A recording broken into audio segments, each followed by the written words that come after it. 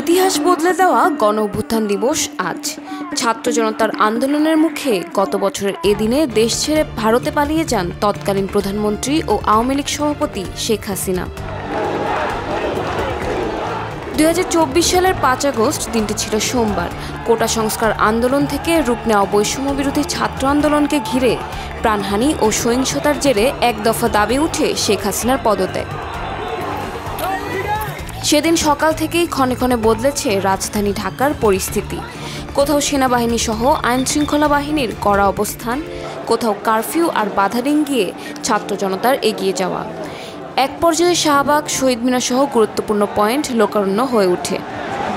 দুপুর 1:30টার কিছু পরে খবর ছড়িয়ে পড়ে পদত্যাগ করেছেন প্রধানমন্ত্রী শেখ হাসিনা। দুপুরের দিকে আন্তঃবাহিনী জনসংযোগ পরিদপ্তর জানায়, জাতির উদ্দেশ্যে ভাষণ দেবেন সেনাপ্রধান জেনারেল ওয়াকারুজ্জামান। খবর প্রকাশ হয় শেখ হাসিনা ও তার ছোট বোন শেখ রেহানা গণভবন থেকে নিরাপদ স্থানে চলে গিয়েছেন। সামাজিক মাধ্যমে হেলিকপ্টারে করে দেশ ত্যাগ করার একটি ভিডিও ভাইরাল হয়ে যায়। তারপর গণভবনে প্রবেশ করে জনতার স্রোত। সাবেক প্রধানমন্ত্রী শেখ হাসিনার দেশ ছেড়ে যাওয়ার পর গণভবনে ঢুকে পড়ে হাজার হাজার মানুষ। তার আগে গণভবন ছেড়ে চলে যায় নিরাপত্তা বাহিনী। এ সময় গণভবনের ভেতরে অগ্নিসংযোগ, ভাঙচুর এবং ব্যাপক লুটপাটও করা হয়। অপরদিকে সংসদ ভবনে জনতার স্রোতও দেখা গেছে।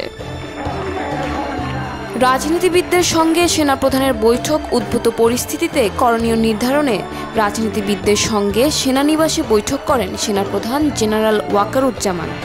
বৈঠক শেষে সাংবাদিকদের তিনি জানান, প্রধানমন্ত্রীর পদ থেকে শেখ হাসিনা পদত্যাগ করেছেন। এখন রাজনৈতিক ক্রান্তিকাল চলছে। একটি অন্তর্বর্তী সরকার গঠন করা হবে, সব হত্যার বিচার করা হবে, সমস্ত হত্যা, সমস্ত অন্যায়ের বিচার আমরা করব।